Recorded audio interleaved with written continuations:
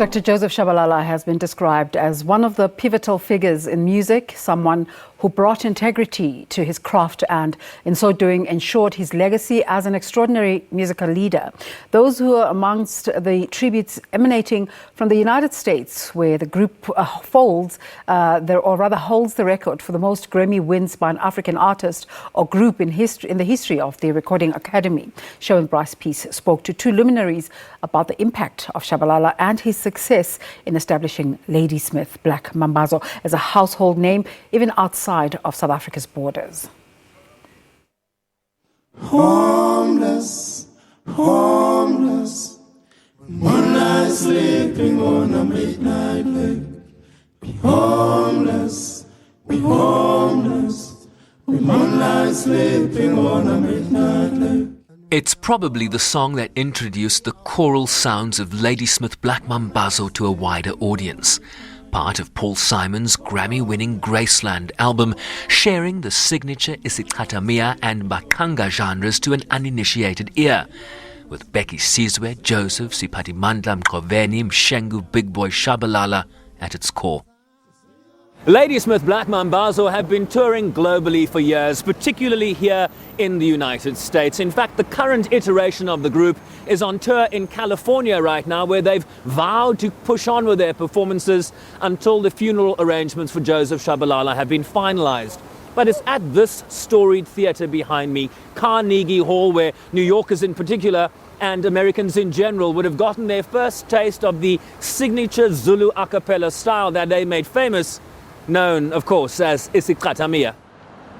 The concert venue would host the group 3 times, first in 1987, where Paul Simon made an unexpected guest appearance alongside them, and again in 2006, and finally in 2014. The same year, Joseph Shabalala stepped aside. Personally, I think Joseph Shabalala is, he was one of the great figures in music. He created something that really now has traveled the world for so long as an ambassador for its country, that represents what people feel about their own country.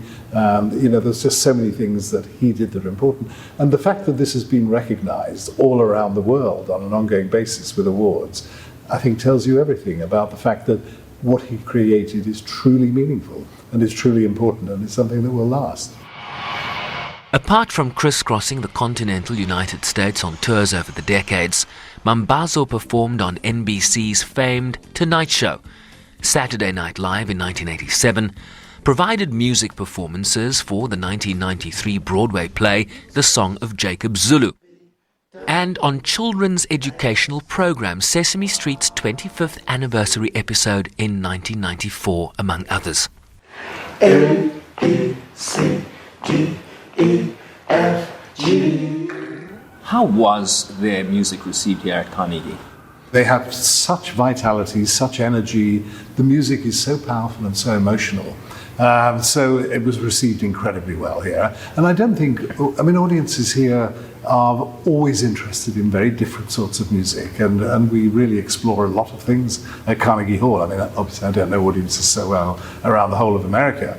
But certainly here, they absolutely, their vibrance, their power, their enthusiasm, their real passion for what they do really translated to the audiences, and the audiences loved it.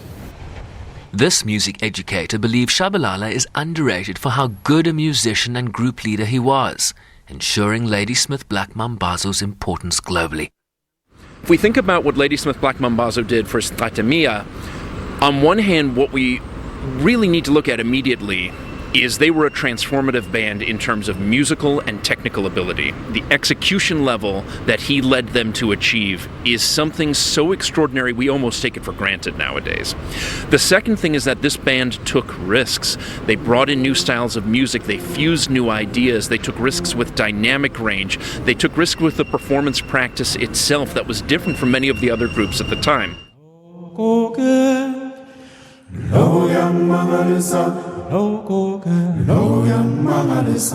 An execution that has given them staying power that has spanned the decades.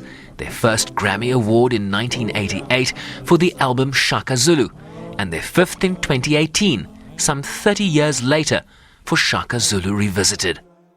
When you mention Ladysmith Black Mambazo to American listeners, they know what that sounds like.